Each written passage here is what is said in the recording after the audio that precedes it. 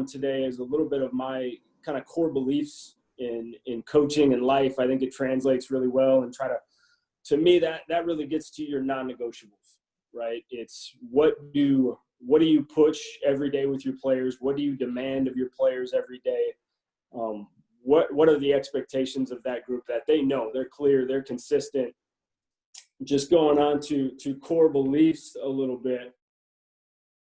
Best quote I probably took from my football career as far as coaching goes that I've implemented into my coaching is Rex Ryan, which he may have stolen it from somebody else. I'll give him credit.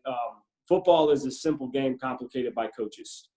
We really can make this game a lot bigger than it is. Now, it is a very intricate game at the highest levels. There is a lot of detail. Do not get me wrong, but I think there's a lot of times where we try to make the game more complicated than it needs to be, because it always comes back to those finer details and what we do. And the rest of my philosophy kind of comes off of this, but I really think we need, as coaches, just need to just figure out what can we coach? What can you effectively get your guys to do on a consistent basis? That anything more than that is a waste, and you're really not doing your kids justice as far as what you're trying to get accomplished, or you're not putting the game in their hands to let them win for you. So first core belief for myself is consistency and creating consistency. And I believe the goal, I don't care, it comes from the defensive back world, but I think it applies to all, right? The goal of coaching and the goal of playing is be as fast as possible, as physical as possible, and as confident as possible. And the majority of coaching takes away from those things. And the consistency in your coaching style, I think it starts there, right? Being the same guy on a daily basis. Kind of what you're trying to teach your players on and off the field, right? Is consistency is a habit, and it can be trained if it's something that you focus on every day. And to me, I take it down to my coaching style. Am I the same energy every day, right? And you're going to have highs and lows. Not trying to say I'm a monotone type of guy, but as far as your approach and how you handle your players on a day-to-day basis, is it consistent? Do they know what to expect? Therefore, when you're out of character a little bit, it catches their attention.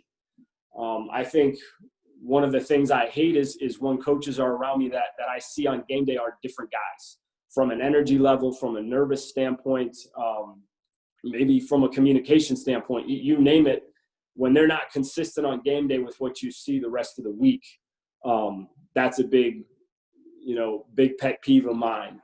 Teaching progression, just how you give your information to your players on a daily basis, and from an off season all the way through the season, just what your progression is to get them to learn a skill, to get them to learn a defense. Is it consistent? Do they know what to expect? I think guys feel comfort in that, and then you're providing ways to be flexible with that to so they don't get in a comfort zone. They don't always know what to expect, but I think you have to have a progression in order to change that. Terminology.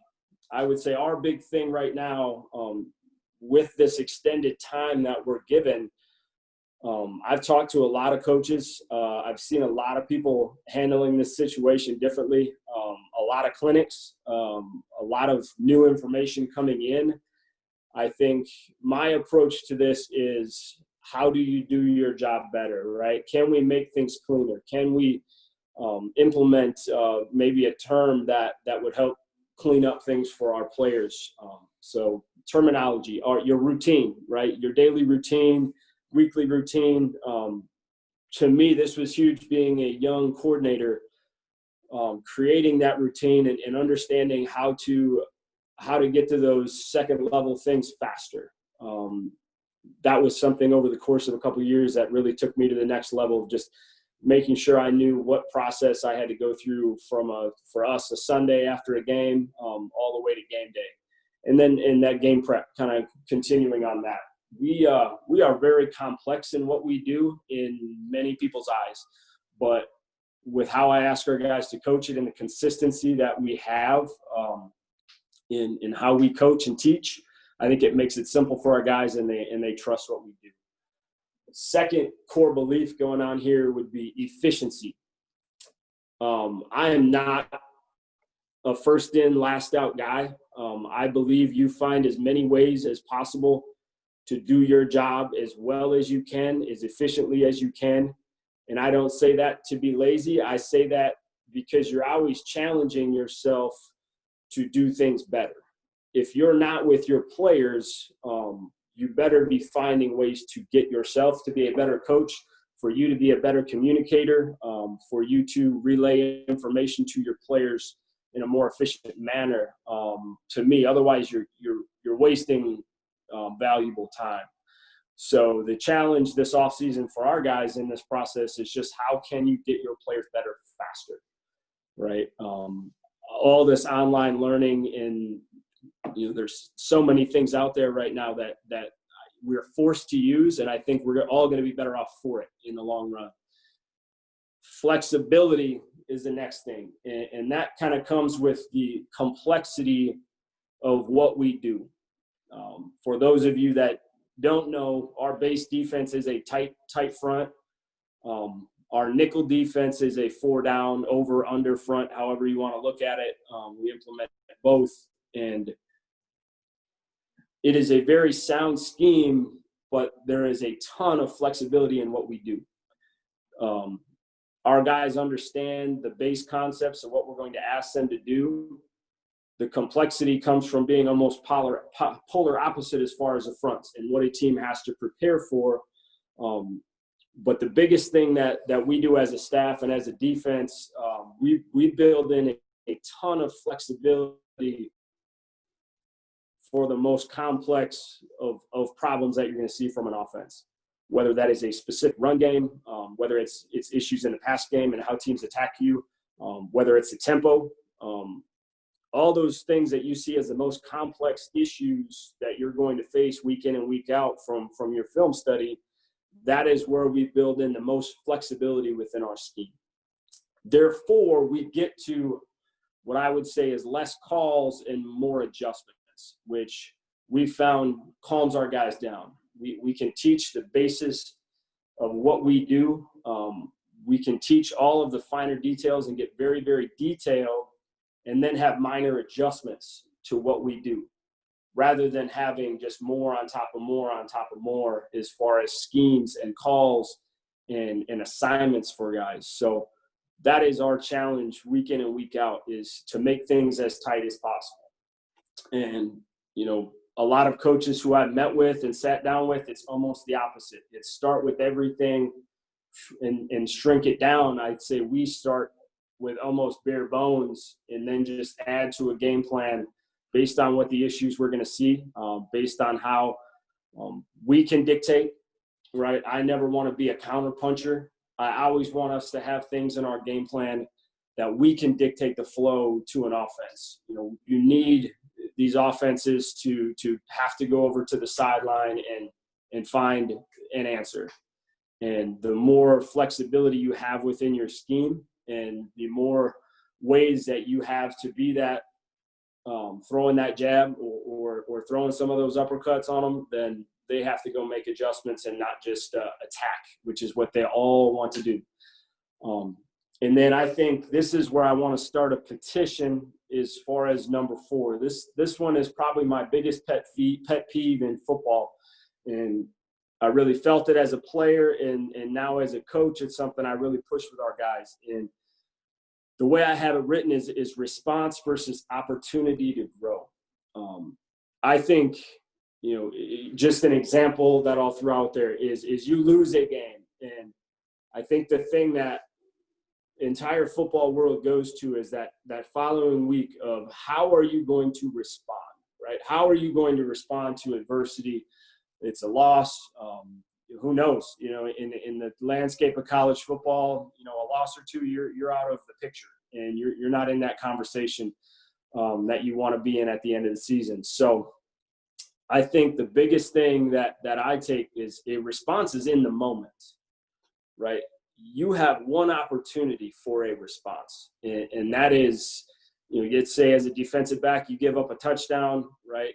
How do you respond that next drive? How do you respond the rest of that game? That is a response.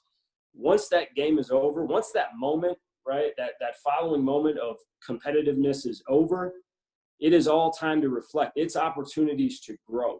And really take this from the military a little bit of the debriefings, and how do you sit down and look back and learn on what you learned. What are the lessons that you have to learn from adversity that you went through, and how you handled those responses. What was your response in the moment, and when you look back, are you going to grow? Right? That is probably the biggest thing that I see, because I think there's a lot of time as coaches that we spend on creating a response, right? Trying to generate emotion on a Wednesday that needed to be there on a Saturday or on a Thursday when guys are still in their feelings, right? That just means they didn't learn the right lesson, right? The opportunity to grow is being missed. So I'm going to start a petition. I think hopefully I can get you coaches to sign it, just as far as the terminology we're using and how we're trying to get guys to learn, and really the lessons that they can take out of football, and how you need to respond immediately, right? That's why you train. You train for that immediate response. And how does your body, right? How does your heart rate? How does your brain? How does everything react to that current situation of adversity, or heightened senses playing in front of 80,000 people? You have to learn from those in-moment responses that you have, and it might be how you have to train the next week in order to get yourself better for that moment, or calm yourself in that moment. So you really have to take advantage of those times to reflect and grow, and then put them into play as you go on. So I would say, young in my coaching career, these are the things that are most important to me, to really get across to our players. And I think our guys have responded really well. They know what to expect. I think they are learning how to learn to think for themselves. Becoming adaptable as a player is extremely invaluable. There are a million scenarios that can come up on the football field, and as coaches, you try to expose players to as much as possible, knowing that you're outside of the white lines on game day, and you're counting on guys to step up and respond in positive ways. So you have to give them room to grow. You have to give them room to think, and you hope that when you step in and really drive home your core beliefs, and sitting back from that 30,000 feet view of watching these guys and how they respond. And that's how I try to get my guys better, a little bit in that less is more.